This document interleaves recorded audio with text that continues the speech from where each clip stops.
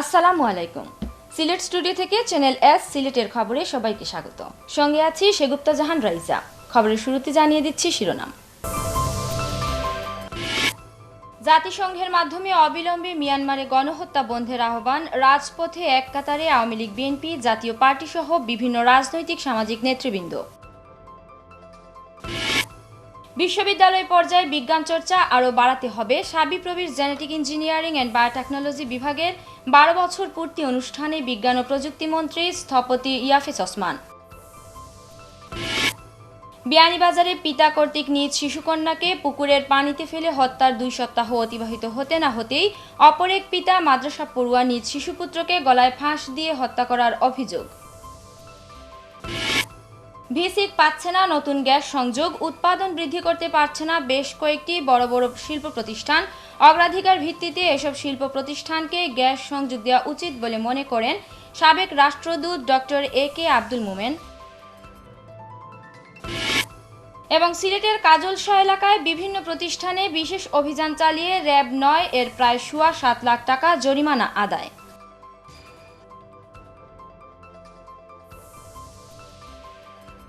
শিরোনাম শুনছিলেন, এবারে বিস্তারিত খবর। মিয়ানমারের রাখাইন অঙ্গরাজ্যের রোহিঙ্গা মুসলমানদের ওপর বর্বরোচিত নির্যাতন, গণহত্যা, নারী ধর্ষণ, ঘরবাড়িতে অগ্নিসংযোগ ও লুটপাটের প্রতিবাদে বাংলাদেশ জাতীয় ইমাম সমিতি সিলেট মহানগরীর উদ্যোগে আয়োজিত বিক্ষোভ সমাবেশ থেকে জাতিসংঘের মাধ্যমে অবিলম্বে মিয়ানমারে গণহত্যা বন্ধ করার আহ্বান জানানো হয়েছে। শুক্রবার বাদ জুমা মহানগরীর সিটি পয়েন্টে অনুষ্ঠিত বিক্ষোভ সমাবেশে বিভিন্ন মসজিদ থেকে ইমাম, জনপ্রতিনিধি এবং সামাজিক ও রাজনৈতিক নেতৃবৃন্দের নেতৃত্বে খণ্ড খণ্ড মিছিলে এসে যোগ দেয়। সিলেট মহানগর ইমাম সমিতির সভাপতি মাওলানা হাবিব আহমদ শিহাবের সভাপতিত্বে ও সাধারণ সম্পাদক কারি সিরাজুল ইসলামের পরিচালনায় বিক্ষোভ সমাবেশে বক্তব্য রাখেন আওয়ামী লীগের কেন্দ্রীয় সদস্য ও মহানগর সভাপতি বদরুদ্দিন আহমদ কামরান, জামিয়াতে উলামায়ে ইসলামের কেন্দ্রীয় জ্যেষ্ঠ যুগ্ম মহাসচিব মাওলানা শাহিনুর পাশা চৌধুরী, মহানগর বিএনপির সভাপতি নাসিম হোসেন, আওয়ামী লীগের সাধারণ সম্পাদক আসাদুদ্দিন আহমদ, জাতীয় পার্টির সভাপতি অ্যাডভোকেট আব্দুল হাই কাইয়ুম, জামিয়াতে উলামায়ে ইসলামের সভাপতি হাফিজ মনসুরুল হাসান রায়পুরী, সম্পাদক সৈয়দ শামীম আহমদ, জেলা সম্পাদক মাওলানা আতাউর রহমান, মহানগর আওয়ামী লীগের সাংগঠনিক সম্পাদক শফিউল আলম চৌধুরী নাদিল সহ হাজারো জনতা। বিজ্ঞান ও প্রযুক্তি মন্ত্রী স্থপতি ইয়াফেস ওসমান বলেছেন, বিশ্ববিদ্যালয় পর্যায়ে বিজ্ঞান চর্চা আরও বাড়াতে হবে। বৃহস্পতিবার দুপুরে শাহজালাল বিজ্ঞান ও প্রযুক্তি বিশ্ববিদ্যালয়ে শাবিপ্রবির জেনেটিক ইঞ্জিনিয়ারিং অ্যান্ড বায়োটেকনোলজি বিভাগের 12 বছর পূর্তি অনুষ্ঠানে প্রধান অতিথির বক্তব্যে তিনি কথা বলেন। বিজ্ঞান ও প্রযুক্তি মন্ত্রী বলেন, তথ্য ও প্রযুক্তি ক্ষেত্রে দেশ অনেক এগিয়ে গেছে, কিন্তু বিজ্ঞান চর্চা না বাড়ালে পিছিয়ে পড়বে। দেশের সকল নাগরিককে বিজ্ঞান মনস্ক করে গড়ে তুলতে দেশ আরও সমৃদ্ধ হবে। গবেষণা উন্নয়নের মাধ্যমে শাবিপ্রবির শিক্ষক শিক্ষার্থীরা জাতিকে এগিয়ে নিয়ে যাচ্ছেন উল্লেখ করে তিনি আশা প্রকাশ করেন, গবেষণায় মনোনিবেশ করে এখানকার শিক্ষক শিক্ষার্থীরা নতুন নতুন প্রযুক্তি আবিষ্কার করে দেশ ও জাতিকে এগিয়ে নিয়ে যাবেন। অনুষ্ঠানে শাবিপ্রবির উপাচার্য ও আমিনুল হক ভূঁইয়া এবং কোষাধ্যক্ষ ডক্টর ইলিয়াস উদ্দিন বিশ্বাসও বক্তব্য রাখেন।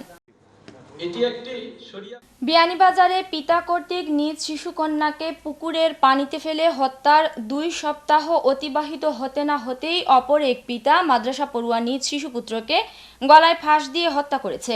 উভয় ঘটনা ঘটেছে উপজেলার মুড়িয়া ইউনিয়নে।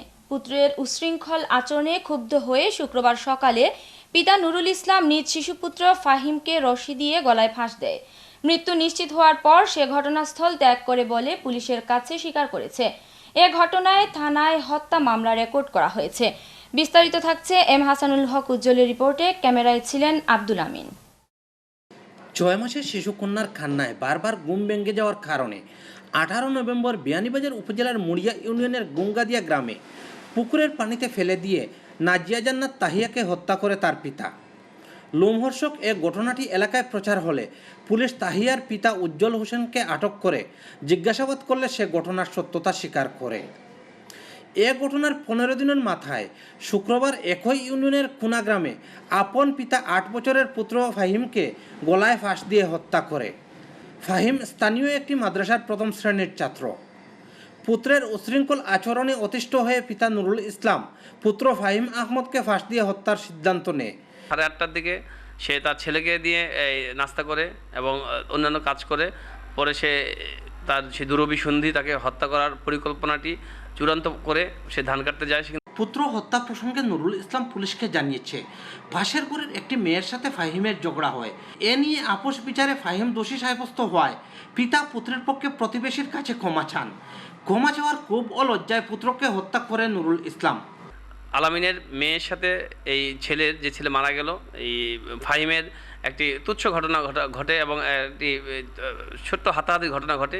এই বিষয়টিকে কেন্দ্র করেই মূলত ফাহিমের বাবা নুরুল ইসলাম আলামিনকে ঘায়েল করার জন্য এবং কিছুটা প্রতিশোধ পরায়ণ হয়ে ওঠার কারণে এবং তার নিজের আত্মসম্মানে লেগেছে বিবেচনা মনে করেই সে এই ঘটনাটি ঘটিয়েছে। এবং পুত্র হন্তারক নুরুল ইসলামের বাড়ি নেত্রকোনা জেলার কলমাকান্দা থানায়। সে দীর্ঘদিন থেকে বিয়ানীবাজার উপজেলার মরিয়া ইউনিয়নের কুনা গ্রামের একটি কলোনিতে বসবাস করত। তার 5 সন্তানের মধ্যে নিহত ফাহিম ছিল সবার ছোট। শনিবার বিকেলে নুরুল ইসলামকে সিলেটের সিনিয়র জুডিশিয়াল ম্যাজিস্ট্রেট কাকন্দের আদালতে হাজির করা হয়। সেখানে সে স্বীকারোক্তিমূলক জবানবন্দি দিয়েছে। আদালত তাকে জেল হাজতে প্রেরণের নির্দেশ দিয়েছেন। এম হাসানুল হক উজ্জ্বল, channel S news, Sylhet.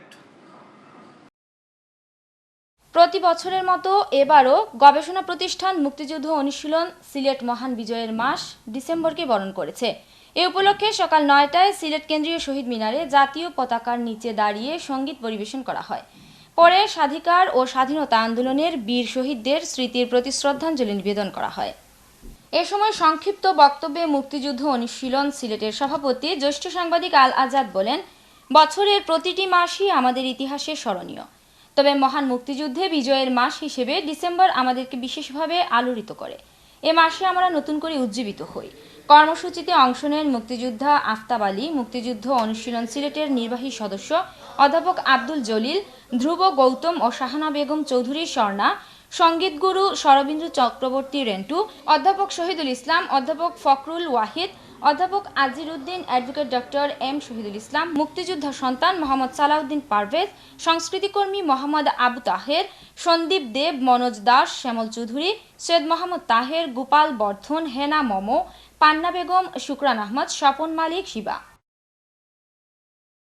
ছাতকের Bhatgaon ইউনিয়নের ছাতারপৈর গ্রামে যুক্তরাজ্য ভিত্তিক সেবামূলক সংস্থা আয়েশা একাডেমির অর্থায়নে দক্ষিণ ছাতারপৈর পঞ্চগ্রাম ইবতেদায়ী মাদ্রাসার প্রতিষ্ঠাতা বিশিষ্ট সমাজসেবী ও শিক্ষানুরাগী যুক্তরাজ্য প্রবাসী আলহাজ আবুল বশরের সম্মানে এক সংবর্ধনা ও মাদ্রাসাটি সুন্দর এবং সুষ্ঠুভাবে পরিচালনার লক্ষ্যে পঞ্চগ্রামের শিক্ষানুরাগী গণ্যমান্য ব্যক্তিবর্গের সমন্বয়ে এক মতবিনিময় সভা অনুষ্ঠিত হয়। সোমবার পঞ্চগ্রামের মুরব্বীদের উদ্যোগে এই সভার আয়োজন করা হয়। মাদ্রাসার হল রুমে এলাকার বিশিষ্ট মুরব্বী আব্দুল নূরের সভাপতিত্বে অনুষ্ঠানে বক্তারা বলেন, দ্বীনি শিক্ষা বঞ্চিত এই অঞ্চলে আয়েশা একাডেমির অর্থায়নে এই মাদ্রাসাটি প্রতিষ্ঠা করে আলহাজ আবুল বশর এই অঞ্চলে দ্বীনি শিক্ষার প্রসারে যে বিশেষ অবদান রেখেছেন, তার জন্য এলাকার মানুষ তাকে সংবর্ধনা দিয়ে তার প্রতি সম্মান জানিয়ে তার কাছে চিরকৃতজ্ঞ থাকবে। মাদ্রাসার মুহতামিম কারি রায়হান উদ্দিনের পরিচালনায় অনুষ্ঠানে সংবর্ধিত অতিথির বক্তব্য রাখেন আলহাজ আবুল বশর, বিশেষ অতিথির বক্তব্য রাখেন মোহাম্মদ ফটিক মিয়া, মাওলানা কারি আজাদুর রহমান, মোহাম্মদ আমির আলী ও সুনু মিয়া।